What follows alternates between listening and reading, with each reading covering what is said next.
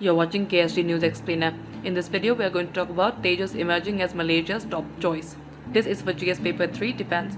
India's Tejas light combat aircraft has emerged as the top choice for Malaysia as the Southeast Asian nation looks at replacing its aging fleet of fighter jets, and the two sides are holding negotiations to firm up the procurement. Malaysia has narrowed down on the Indian aircraft, notwithstanding the stiff competition from China's JF-17 jet, South Korea's F-850 and Russia's MiG-35 as well as Yak-130.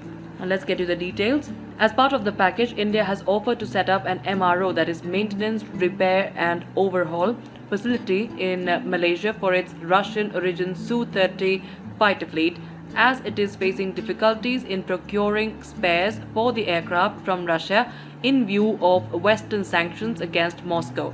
Tejas, manufactured by HAL, is a single-engine and highly agile multi-role supersonic fighter aircraft capable of operating in high-threat air environments.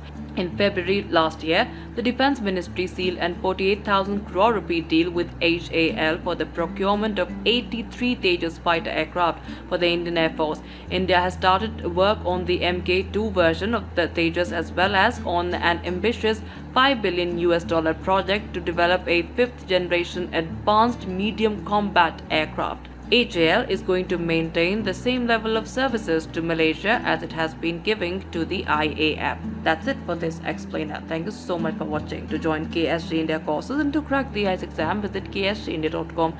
You can also get a PDF of this explainer on ksgindia.com. Thanks for watching.